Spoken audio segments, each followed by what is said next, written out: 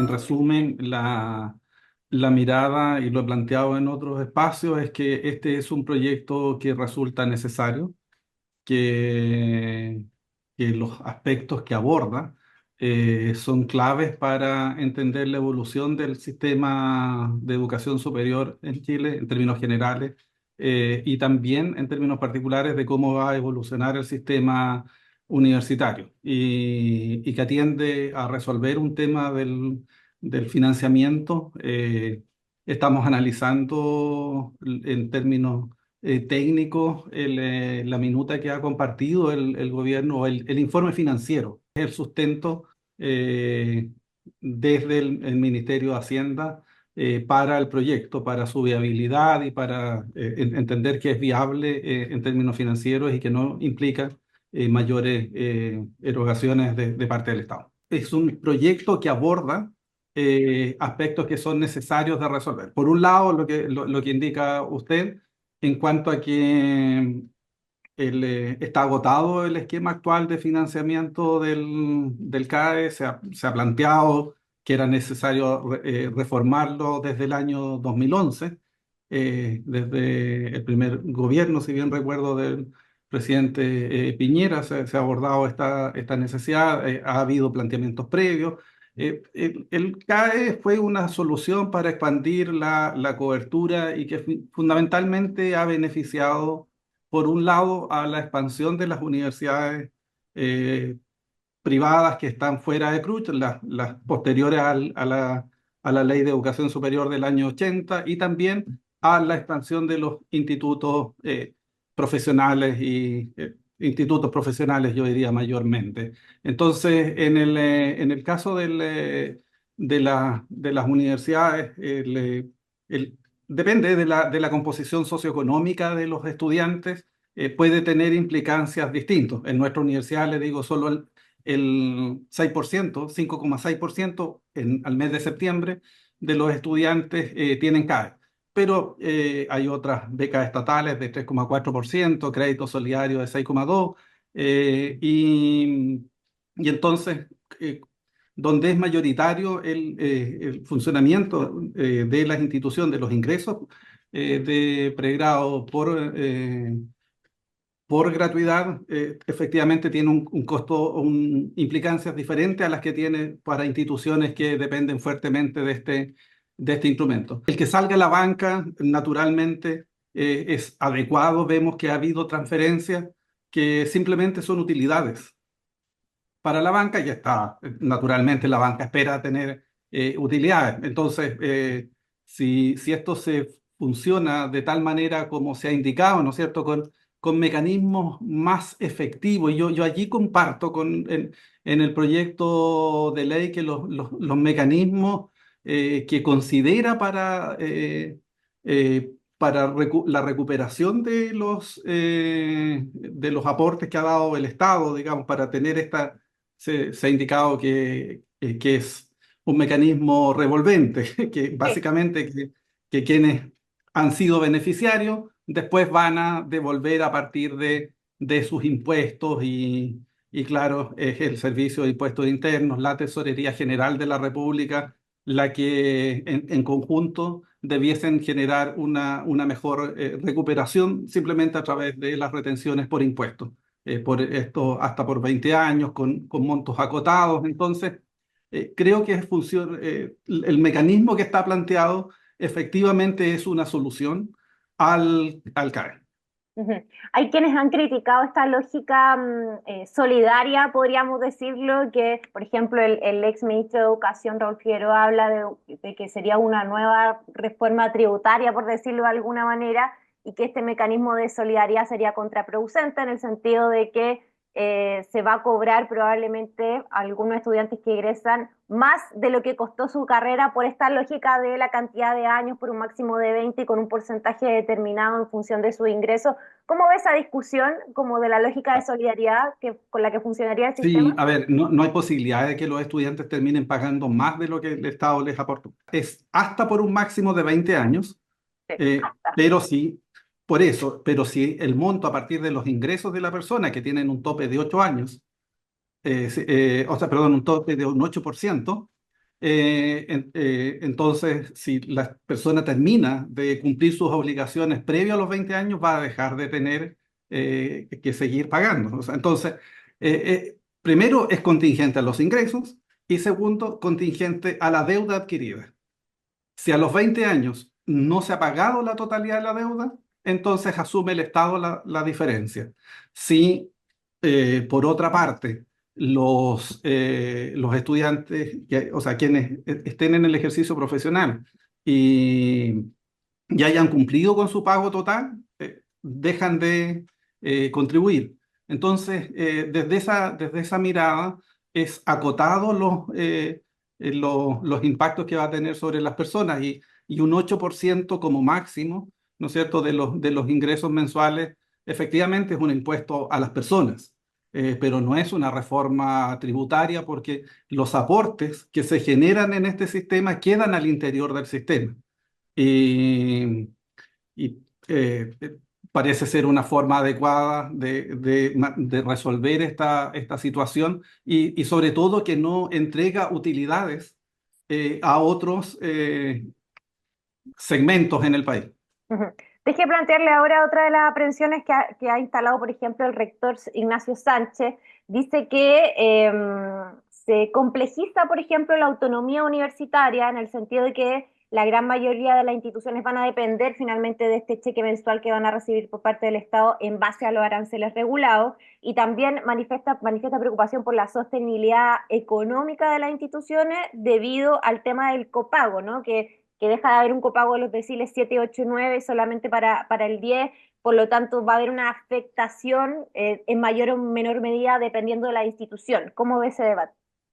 A ver, el proyecto efectivamente hoy día considera una contribución complementaria de las familias para el décimo decil, Uh -huh. pero también lo indicado, el análisis de los deciles 6, 7, 8 y 9 está abierto a la discusión legislativa. Pienso que allí se debe resolver y también la mirada más de fondo, o sea, en el sentido de que eh, los proyectos, o sea, hay dos preocupaciones aquí. Por un lado, el mantener la calidad de las instituciones de mayor prestigio en nuestro país, ¿sí? Y por supuesto, allí está la Universidad Católica, la Universidad de Chile, también está la Universidad de Concepción, la Católica del Paraíso, la Universidad de Santiago, que somos las 5 universidades que tienen la acreditación máxima de 7 años y con indicadores claros de que eso está firmado por métricas objetivas. Uh -huh. Eh, y claro, uno lo que espera es que el país siga invirtiendo para el desarrollo de estas instituciones en el sentido de participar en el concierto global de generación de nuevo conocimiento que aporte al avance, por supuesto, de los territorios donde estamos insertos, el avance del país, pero también el avance al conocimiento global de la humanidad en tiempos en que los desafíos no son solo locales. O sea, estamos viviendo desafíos globales como el cambio climático, transformaciones de los sistemas productivos a partir de inteligencia artificial. ¿Podemos estar fuera en esa discusión como país en las instituciones de educación superior? No. Y por supuesto que esto implica costos diferenciales, y eso es lo que ha planteado el rector Sánchez. Sin embargo, debo indicar que esto no se puede resolver solo pensando en los aranceles de pregrado, sino que debe haber una estructura global. Estoy terminando de revisar el informe financiero que se entregó a través del Ministerio de Hacienda, de la Dirección de Presupuestos, el informe financiero, y uno observa que finalmente, después del periodo inicial, donde efectivamente al inicio hay mayores eh, eh, eh, inversión del Estado en esta materia, pero acotada, después de 10 años va a significar un ahorro de cerca de 3.000 millones de dólares al cabo de los 10 años, Uh si -huh. está todo, ¿no es cierto? Y confiamos en que esté todo bien desarrollado por la Dirección de Presupuesto. Entonces, ¿en qué vamos a invertir esos recursos como país? Por supuesto que una parte, una fracción, debe ir a los desafíos que tenemos en educación escolar, en sus diferentes niveles. Ajá. Pero otra fracción relevante allí puede estar orientada a lo que ha planteado el Ministerio de Ciencia y Tecnología, que es a fortalecer un fondo estructural para las universidades, el FIU, Fondo de Investigación para las universidades, tanto en aspectos de ciencia, de desafíos regionales como frontera. Y frontera, como les digo, son estas 5 universidades que están en este desafío, de manera de poder participar en los desafíos globales y posicionando a nuestro país hacia el desarrollo. Entonces, si una parte importante de estos recursos que se va a ahorrar el país se invierten en estas materias, por supuesto que va construyendo nuevos escenarios Ujú. y, y fortalecer este programa de investigación para universidades de manera que esté orientado exclusivamente a la generación de conocimientos es una oportunidad. Entonces, ¿por qué digo que es necesario el proyecto? Porque abre oportunidades de discutir y analizar cuál va a ser el desafío de país de invertir en la construcción de un sistema de educación universitaria de calidad que aporta al desarrollo de los territorios, por una parte, pero que por otro permita que nuestro país forme profesionales y personal de posgrado, con doctorados avanzados en diferentes áreas de conocimiento. La Universidad de Concepción en este momento cuenta con 37 programas de doctorado acreditados. La Universidad Católica está en el rango de los 43, la Católica y la Universidad de Chile deben estar en 43 cada uno aproximadamente, puedo equivocarme en la cifra, pero existe una distancia muy grande con quienes vienen después en términos, probablemente la siguiente universidad tiene cerca de 20 programas. Ajá. Entonces, eso genera la importancia de contar con estos programas de doctorado, con las capacidades tecnológicas, científicas, en ciencias sociales, en las diferentes áreas de conocimiento, genera ambientes formativos diferentes para los estudiantes que se forman en pregrado. Y eso es lo que hemos planteado. Entonces, ¿cómo reforzamos ese sistema? ¿Cómo garantizamos que las instituciones se posicionen de mejor manera? ¿Quiere nuestro país o busca tener 3 universidades, por ejemplo, dentro de las 100 primeras? Debiese ser una meta de país. Y nosotros quisiésemos estar allí junto con, en este momento, que es la Universidad Católica, la Universidad de Chile está cerca.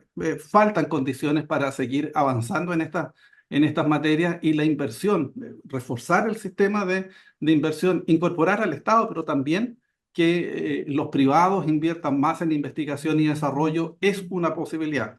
La estructura de financiamiento de las universidades está diversificada, una fracción de los ingresos provienen de pregrado, de la matrícula de pre y posgrado, pero las universidades también tienen investigación y asistencia técnica. En el caso de nosotros, el primer aporte es 50% y los otros 2 ítems son 25 cada uno aproximadamente. Entonces, el fortalecer los ambientes, el fortalecer la complejidad de los ambientes formativos a partir de la incorporación de otras herramientas es clave. Quiero preguntarle también, ya como para ir cerrando, sobre otra de las normas que incluye este proyecto que tiene que ver con la transparencia activa, que va a permitir saber el estado financiero y sanidad financiera de las instituciones de manera transversal, incluyendo las instituciones privadas, a propósito de todo el debate que se ha abierto con lo que está pasando en la Universidad de San Sebastián. ¿Cómo ve esa discusión también, la importancia de incorporar normas de transparencia aprovechando este debate de la ley que ingresó? Francisca, nuestra universidad, además de pertenecer al Consejo de Rectoras y Rectores de Universidades Chilenas desde su fundación, pertenece también actualmente al grupo de universidades agrupadas en G9, universidades tradicionales no estatales. Ujú. Eh, y, y allí acabamos de hacer una revisión durante la semana pasada. Todas tenemos portales de transparencia activa. De hecho, en el caso nuestro, lo presentamos recientemente junto al Consejo para la Transparencia. Entonces, está visado, avalado por por esta instancia y por supuesto que nos han planteado la relevancia que tuvo el haber gestado este proyecto y que ellos visualizan que puede transformarse en un estándar para el sistema de universidades no estatales. Eh, lo que quiero decir es que esto para nosotros no es nuevo. Estamos absolutamente comprometidos con incorporar estas herramientas de transparencia porque entendemos la relevancia que tiene para la sociedad el ser muy claros y precisos en qué se invierten los fondos que el Estado nos otorga para cumplir con nuestra misión fundamental, que es crear ambientes formativos y de generación de conocimientos de excelencia. Así es que por eso hemos dado esos pasos en forma autónoma. El Estado no nos exige que tengamos esos portales, pero los actualizamos permanentemente y cumplen con los estándares que hemos acordado con el Consejo para la Transparencia y estamos disponibles para incorporar los elementos adicionales que se nos soliciten, solo que con el resguardo de algunos de los elementos que tienen que ver con los datos personales por nuestra personalidad jurídica de las personas que laboran al interior de nuestra institución. Pero hay formas de dar a conocer la información, por ejemplo, remuneraciones. Basta con publicar, digo, no se requiere el detalle de persona a persona, no, es posible, por ejemplo, indicar los tramos de remuneraciones, el número de personas que están allí, la inversión total en remuneraciones que hace, el mínimo, el máximo, cuál es el índice Gini de la institución, cuál es la relación entre el Claro. 10% de remuneraciones mayores respecto del 10% de remuneraciones menores. ¿Se acerca, se aleja del promedio del país? Eh, ¿Generamos condiciones de distribución equitativa? Entonces, son oportunidades y eso es lo que yo planteo. Pienso que es importante que este proyecto no se analice desde trincheras, se analice en forma racional como una evolución del sistema de financiamiento para aquellas personas e instituciones que no se encuentran acogidas a gratuidad que aborda hasta ahora hasta el sexto decil. Ujú.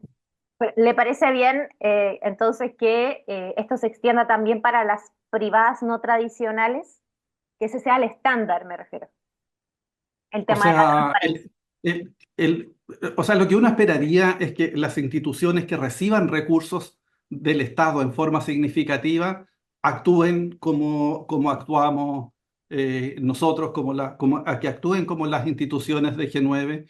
Y si el Estado impone estándares complementarios, por supuesto que estaremos disponibles a cumplirlo tal como lo hemos hecho a lo largo de nuestros 105 años de vida. Somos coayudantes del Estado en la función pública de formación de nuevas generaciones de profesionales que aporten al desarrollo de nuestro país.